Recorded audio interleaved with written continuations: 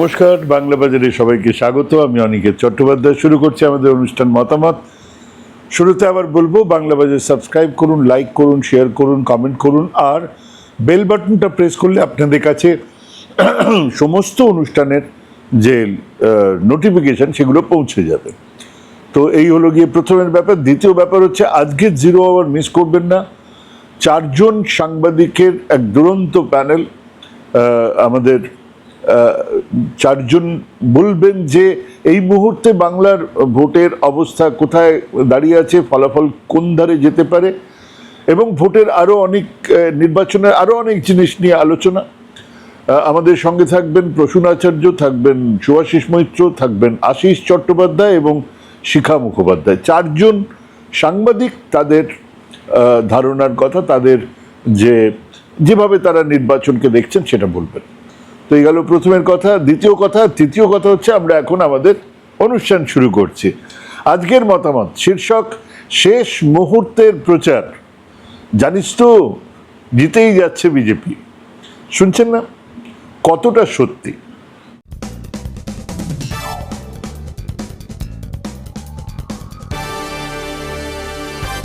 শেষ মুহূর্তের প্রচার, জানিস তো, জিতেই যাচ্ছে বিজেপি। শুনছেন তো? কতটা সত্যি? সেই আরজিকর আন্দোলনের সময় আমরা দেখেছিলাম সমাজ মাধ্যমের ক্ষমতা, অন্তত বেশ কিছুদিন ধরে এক তাক লাগানো ক্ষমতা, মানুষের মনে এক বিভ্রান্তি ছড়িয়ে দেবার কি বিশাল সম্ভাবনা লুকিয়ে আছে এই সমাজ মাধ্যমে। আপনাকে ঠিক সময়ে ঠিক বোতামটা টিপতে হবে, ব্যাস। এক সকালে শোনা গেল একটা ফোন আলাপ, কি অসম্ভব কাতরতা ঝরে পড়ছে সেই গলা দিয়ে। জানিস তো সেদিন কি হয়েছিল? এক গোপন খবরকে ঘিরে কেবল আপনার কান পর্যন্ত পৌঁছে দেবার জন্য এক সোমা মুখার্জি জানিয়ে দিলেন ঠিক কিভাবে কতজনে মিলে ধর্ষণ করেছিল, কিভাবে পেলভিক বোনের হাড় ভাঙা হয়েছিল, পুরোটা আঁখো দেখা হাল। সেই মিথ্যেকে বিশ্বাস করে আজও অনেকেই তর্ক করেন, যদিও সেই আমি সোমা বলছি যে সোমা, তাকে আর কোথাও পাওয়াই যায়নি। গোটা ব্যাপারটা যে বানানো ছিল তা আজকে প্রমাণিত। তার কথা অনেকে এখনো পর্যন্ত বিশ্বাস করে সেই কথাগুলোই আউড়ে যান, কিন্তু সেই সোমাকে আর পাওয়া যায়নি। তিনি এসেছিলেন এক প্রচারের অঙ্গ হিসেবে, হারিয়ে গেছেন সেইভাবেই। কিন্তু সেই একই পদ্ধতি আমাদের সামনে রেখে গেছেন যারা আমরা সমাজ, জনমত, প্রচার, ইস্যু ইত্যাদি নিয়ে মাথা ঘামাই।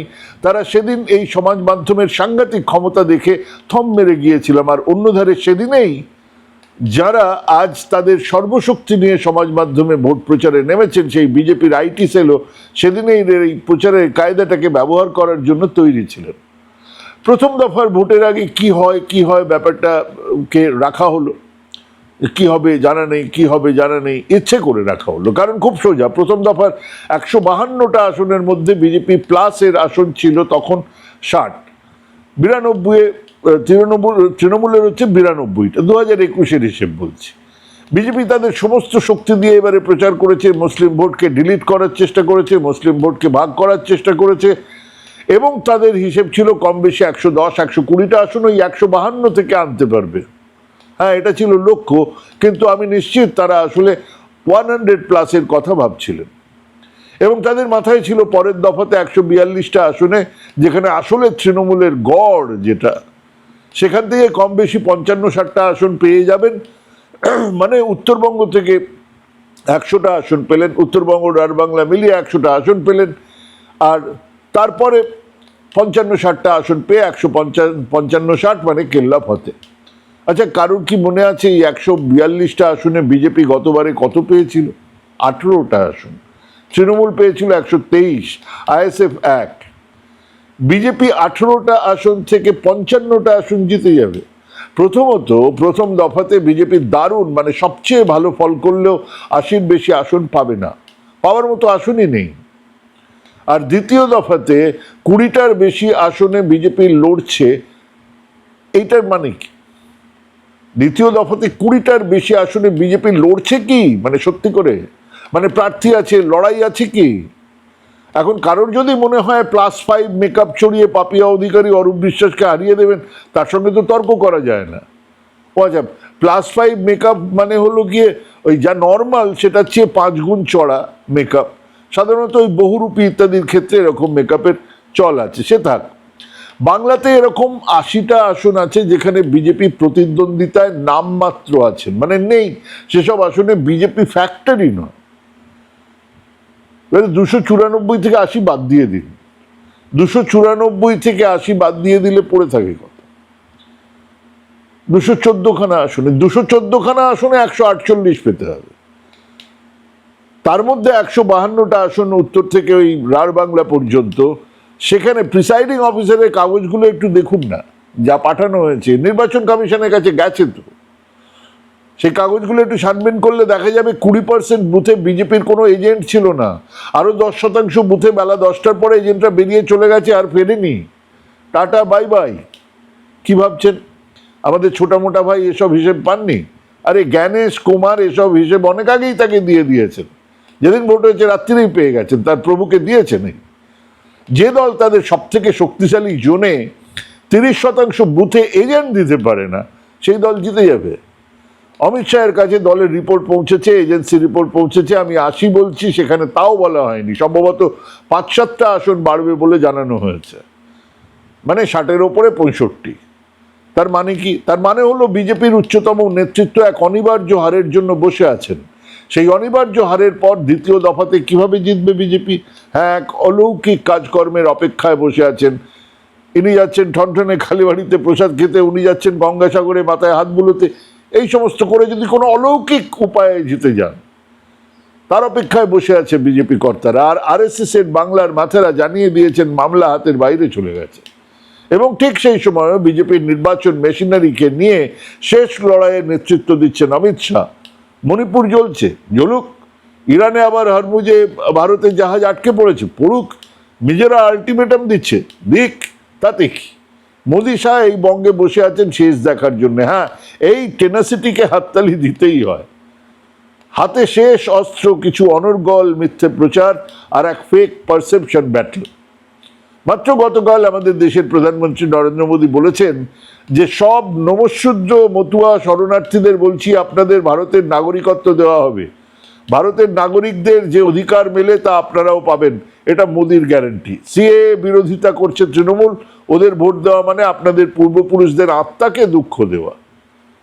মানে 2014-তে ক্ষমতায় এসে 2019-এ এই মতুয়াদের ভোট এই ইস্যুতে পেয়েছিল। 2019 থেকে 7 বছর কেটে যাওয়ার পরে সেই একই প্রধানমন্ত্রী বলছেন আমাদের ভোট দিন, আমরা আপনাদের নাগরিকত্ব দেব। এবং সঙ্গে এটাও জানিয়ে দিয়েছেন যে তৃণমূল দল নাকি সিএ এর বিরোধিতা করে আসলে মতুয়াদের নাগরিকত্ব দিচ্ছে না। 5 বছর ধরে এই নরেন্দ্র কোন কেস উৎপাটন করছেন তা কিন্তু তিনি জানাননি। কি করছিলেন 5 বছর ধরে? সবচেয়ে বড় কথা হলো নাগরিকত্ব দেবেন উনি কোন জ্যাঠামশাই? প্রধানমন্ত্রী নাগরিকত্ব দিতে পারে নাকি? আর যদি দিতেই পারেন তো প্রতিবার ভোটের আগে এসে এই কথাটা বলেন কেন? আবার আমাদের ছোটা মোটা তাড়িপার অমিত শাহ তিনি আরো এক কাটি এগিয়ে বলেছেন 5 তারিখে বিজেপি সরকার এলে বেছে বেছে সব অনুপ্রবেশকারীকে তাড়ানো হবে। ষড়যন্ত্র করে মমতাদি কিছু মতুয়া নমশূদ্রদের নাম ভোটার তালিকা থেকে বাদ দিয়েছেন। এত বড় এসআইআর প্রসেসে মমতা বন্দ্যোপাধ্যায় নাম বাদ দিয়েছেন, যাদের নাম কাটা গিয়েছে। বিজেপি সরকার ক্ষমতায় এসেই সেই প্রত্যেক মতুয়া ভাইয়ের নাম ফেরানোর কাজ করা হবে। মানে তিনি বোঝাতে চাইলেন যে এসআইআর করেছে নির্বাচন কমিশন, কিন্তু তার মধ্যেই ষড়যন্ত্র করে কিছু মতুয়াদের নাম কেটে দিলেন মমতা বন্দ্যোপাধ্যায়। জ্ঞানেশ কুমার সেই সময় ধোকলা দিয়ে ব্রেকফাস্ট করছিলেন। কি করছিলেন আমাদের শক্তি চট্টোপাধ্যায় পড়া বঙ্গ বিজেপির সভাপতি জানা নেই, আমাদের শান্তিকুঞ্জের অশান্তি তিনি কি করছিলেন তাও জানা নেই। অদ্ভুত ব্যাপার, নমশূদ্র মতুয়াদের নাম বাদ পড়লো, জ্ঞানেশ কুমার তার প্রভুদের জানালেন না, ওই নির্বাচন কমিশনের ঘোষণা করা ফাইনাল লিস্ট থেকেও বাদ পড়লো। এখন বলছেন যা হয়েছে সব নাকি মমতা বন্দ্যোপাধ্যায়ের নির্দেশে হয়েছে। যেখানে যা পারছেন প্রতিশ্রুতি দিয়ে যাচ্ছেন। আজ থেকে 5 বছর আগের দেওয়া নাগরিকত্বের প্রতিশ্রুতি আবার দিচ্ছেন। এক অর্বাচীন নির্বাচন কমিশনারের নাম কেটে দেওয়ার পরে তা যখন ট্রাইব্যুনালে বিচারকদের হাতে, তখন স্বরাষ্ট্রমন্ত্রী জানাচ্ছেন তারা নাকি ক্ষমতায় এলেই নামগুলো জুড়ে দেবেন। ছ্যাবলামি হচ্ছে। আর এই প্রতিশ্রুতিগুলোর সঙ্গে চলছে এক অভাবনীয় প্রচার। সমাজ মাধ্যমে কেবল নয়, ছোট ছোট টিম ট্রেনে চড়ছেন, বাসে চড়ছেন আর চিৎকার করে বলছেন, মানে খবর পেলাম একেবারে একেবারে যারা দেখেছেন, যারা 2-4 জনকে ধরেছেন সেখান থেকে বলছি, এই 2-4 জন 4 জনের টিম সমানে লোকাল ট্রেন বাসে এধার ওধার ঘুরে বেড়াচ্ছেন এবং সেখানে একটা ক্যাম্পেইন চলছে। তারা চিৎকার করে ট্রেনের মধ্যে বলছে একে অন্যকে, এবারে শেষ দিদি শেষ হয়ে গেল রে, আমরা অনেক বোঝানোর চেষ্টা করেছি, গ্রামের মানুষ নাকি বুঝছে না, তারা বিজেপিকেই ভোট দেবে, আর বাঁচানো গেল না দিদিকে। এরা নাকি তৃণমূলের সমর্থক এবং চিৎকার করে করে বলছে আমরা হেরে যাচ্ছি। হ্যাঁ, চলছে এই প্রচার। অন্তত 3 জনের কাছ থেকে আমি একই গল্প শুনলাম, জানেন, উচ্চবর্ণের হিন্দু, উচ্চ মধ্যবিত্ত মানুষজন, এরা কদিন আগেও এই বামেদের বিরুদ্ধে তৃণমূলকে ভোট দিয়েছেন, এবার তাদের 3 জনের মুখে আমি একই গল্প শুনলাম। আপনাদের অনেকেও শুনে থাকবেন। গল্পটা হলো, ওনার খুব ঘনিষ্ঠ বন্ধু রেস্তোরাঁয় খেতে গিয়েছেন, মলে গিয়েছিলেন, সিনেমা দেখতে গিয়েছিলেন, সেখানে কেউ রেস্তোরাঁয় গিয়েছিলেন, কেউ মলে গিয়েছিলেন, কেউ সিনেমায় গিয়েছিলেন দেখতে। সেখানে একইভাবে 3জনই 2 মুসলমান রমণীকে বোরখা পরা অবস্থায় দেখে তার স্ত্রী বলে ফেলেছিলেন, আহারে মেয়ে দুটোর কি কষ্ট, এই গরমে বোরখা পরে আছে। 3 জনের ঘটনাতে এই পর্যন্ত গল্প কিন্তু একই, জায়গাটা আলাদা, একজন মলে, একজন রেস্তোরাঁয়, একজন সিনেমা হলের সামনে। তখন ওই 3 জনের গল্পই বলছে যে উনি এই স্বগতোক্তি নাকি এত জোরে করে ফেলেছিলেন যে একজন মহিলা সেটা শুনে ফেলেন, ওই মহিলা 2জনের একজন, এবং তিনি কাছে এসে তার মুখের পর্দা সরিয়ে বলেন যে তৈরি থাকুন, আপনাদেরও 2 বছরের মধ্যে এটাই পড়তে হবে। ভাবতে পারেন, একজন মুসলমান মহিলা, তারা বোরখা পরে যাচ্ছেন, তাদের সামনে একজন স্বগতোক্তি করলেন, এত জোরে করলেন তারা শুনতে পেলেন, তারপরে তিনি এসে মুখের পর্দাটা সরিয়ে বললেন আপনাদেরও 2 বছরের মধ্যে এটাই পড়তে হবে। ব্যাস, এটা শোনার পরে ওই 3জনেরই গল্প হলো, 3জনেরই ঘটনা একই। ভদ্রলোক বলেছেন ইনাফ ইজ ইনাফ, এবারে বিজেপির পক্ষেই ভোট দিতে হবে। একেবারে সোমা বলছির গল্পের মতো না? তো আমি জিজ্ঞেস করেছিলাম স্বগতোক্তি এত জোরে কেন? আচ্ছা বেশ, তো না হয় হলো, মলটা কোথাকার? জবাব পেলাম ওটা নাকি কোয়েস্ট মলে হয়েছে। তো আমার প্রশ্ন ছিল, কোয়েস্ট মল তো পুরোটা এয়ার কন্ডিশন, শীতাতপ নিয়ন্ত্রিত, সেখানে বোরখা পরে অসুবিধের কথা মাথায় এলো কি করে? আর 3জন আলাদা আলাদা জায়গাতে সম্পর্কবিহীনভাবে একই গল্প বলছেন কি করে? হ্যাঁ, তারপরে একটু খোঁজ নিয়ে জানলাম, দেখলাম যে মাত্র কদিন আগে আপনার পিকলু কাকু বা বুবন দিদি বলেছেন সেই গল্প সামাজিক মাধ্যমে আজ নয়, দেখলাম 5 বছর ধরে ঘুরছে এই গল্প, একই গল্প। তাকে ভাইরাল করা হচ্ছে আর এক পারসেপশন ব্যাটলে জেতার চেষ্টা করা হচ্ছে। মানে অদ্ভুত ব্যাপার, এই গল্পটা 5 বছর আগে ইন্টারনেটে আছে, এই একই গল্প এখন। কদিন আগে আমার বন্ধুর পরিচিত বন্ধুর সঙ্গে এরকম ঘটনা ঘটেছে 3জনের সঙ্গে, এবং 3জনে এই কথাটা বল। তার মানে এটাকে ছড়ানো হচ্ছে চারধারে, একটা মুসলমান ঘৃণা, সংখ্যালঘু ঘৃণাকে ছড়ানো হচ্ছে এই গল্প বলে। মুসলমান মহিলারা নাকি এসে বলে যাচ্ছেন আপনাদেরও বোরখা পরতে হবে। মানে বোরখা পরাটা মুসলমান মহিলারা খারাপ বলে মনে করেন, সেই জন্য বোরখা পরেন? তাদের এতটা সাহস যে তারা এসে একজন হিন্দু মহিলা, মানে কোন দিক থেকে কি করে বলবেন যে আপনাদেরও বোরখা পরতে হবে? মানে কি? একজন হিন্দু মহিলাকে একজন মুসলমান মহিলা বলবে যে আপনাদেরও বোরখা পরতে হবে? বিভিন্ন মহলে, বিশেষ করে বর্ণ হিন্দু, মধ্যবিত্ত, উচ্চবিত্ত মানুষজনের শিকার হচ্ছেন। এরা কিন্তু বিজেপি নন, এরা বরং বিজেপি বিরোধী, এরা শঙ্কিত বিজেপি এলে কি হবে। কিন্তু এই এনারাই, যাদের কাছে যারা এই গল্পগুলো বলছেন, আমাদেরকে যারা এই গল্পগুলো বলছেন, তাদের বন্ধুরা, সেই বন্ধুরা এটা রটাচ্ছেন, ঠিক আছে, কিন্তু যারা এটা বলছেন তারা শঙ্কিত যে বিজেপি এলে কি হবে। কিন্তু এনারাই এই পারসেপশনের ক্যারিয়ার, এনারাই এই ধারণা, এনারাই অজান্তে ছড়াচ্ছেন, নিজেদের মধ্যে বলছেন। তারপর জানিস তো, মেতিন মাসিও বলছিল গন্ধটা খুব ভালো ঠেকছে না। গড়পাড়ে সুন্দর চ্যাটার্জিও নাকি বলেছে মুসলমানরা সংখ্যায় বেড়ে গেছে। এটাই সেই ধারণার লড়াই যা দখল নেয় ভোট বাজারের। আপনাকে ভাবতেই হবে যে আপনার বোধ বিবেচনা কি বলছে। কোন অঙ্কে একটা 77 পাওয়া দল গত 5 বছরে, যারা বাংলার মানুষের একটা দাবি দেওয়া আন্দোলনের সঙ্গে থাকেনি, সারা বছর মানুষের পাশে যাদেরকে দেখা যায়নি, সেই দল আজ 77 থেকে 150 হবে কোন ম্যাজিকে? হ্যাঁ, এমনটা হতেই পারে। এক বিরাট ক্ষয় যা বিরোধী দলের শরীরে বহুদিন ধরে বাসা বেঁধে আছে, সে ক্ষয়ছে, এবার এসে ধুয়ে মুছে সাফ হয়ে যাবে। হ্যাঁ, খেয়াল করুন 2006-এর বামফ্রন্ট, তারপরে 2009-এ লোকসভার তার ভোট কমা, বাই ইলেকশনে হারা, পঞ্চায়েত জেলা পরিষদে হারা, মিউনিসিপ্যালিটি কর্পোরেশনে হারা, আর তারপরে 2011-তে পতন। উল্টো দিকে এমনকি 2021-এ তৃণমূলের ভোট বেড়েছে, 2024-এ তারা আসন বাড়িয়েছে, মধ্যে 21টা বাই ইলেকশনের মধ্যে 20টাতে তারা জিতেছে। তাদের ভোট খামোকা কমবে কেন?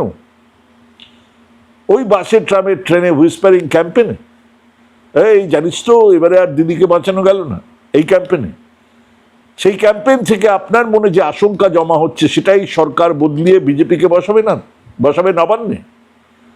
এই ক্যাম্পেনে কান দিয়ে সেই ক্যাম্পেনকে আরো ভাইরাল করার আগে নিজেকে প্রশ্ন করুন, একটু সংখ্যাগুলোর দিকে তাকান। মানুষের রায় ম্যাজিক, তন্ত্রমন্ত্র নয়, ভেলকিবাজি নয়। গণতন্ত্রে মানুষের রায় একটা সামাজিক ব্যবস্থা, যা গ্লুকোজ বিস্কুট নয় যে আমি এমনি এমনি খাই বলে কেউ খেয়ে ফেললেন। কাজেই আপাতত বিজেপির এই মিথ্যে প্রচারের বিরুদ্ধে নিজের মতামতটা জানান। সেই মতামত আপনি বলতেই পারেন যে এই কারণে আমি বিজেপিকে ভোট দেবো না, বলতেই পারেন। এই কারণে আমি সিপিএমকে ভোট দেবো, বলতেই পারেন। বিজেপিকে ভোট দেবো, সেটাও বলতে পারেন। আমি তৃণমূলকে ভোট দেবো, সেটাও বলতে পারেন। জানিস তো দিদি না হেরে যাবে, ক্যাম্পেনে কান দেবেন না। নিজের বোধ বুদ্ধির উপরে ভরসা রাখুন। তার কারণ আপনাকে ব্যবহার করে এই পারসেপশন ব্যাটেলটা লড়াই করার চেষ্টা করা হচ্ছে, এই পারসেপশন ব্যাটেলে জেতার চেষ্টা করা হচ্ছে। আপনি এই সংখ্যাটা আরেকজনকে বলছেন, সে আরেকজনকে বলছে, সে আরেকজনকে বলছে, এবং সব মিলিয়ে মনে হচ্ছে ওহ তাহলে তো এবারে হেরে যাবে। এটাই হচ্ছে গিয়ে সেই পারসেপশন ব্যাটেল যেটা তৈরি করা হয় যুদ্ধের আগে, যেটাকে তৈরি করা হয় হেরে যাবে হেরে যাবে হেরে যাবে, তাতে মানুষ দুর্বল হয়। সেই দুর্বল করার একটা কায়দা চলছে। নিজের বোধ বুদ্ধির উপরে ভরসা রাখুন। ভাবুন ভাবুন ভাবুন, ভাবতে থাকুন, ভাবা প্র্যাকটিস করুন। ভালো থাকবেন, সুস্থ থাকবেন। আজকে এখানেই শেষ করছি। নমস্কার।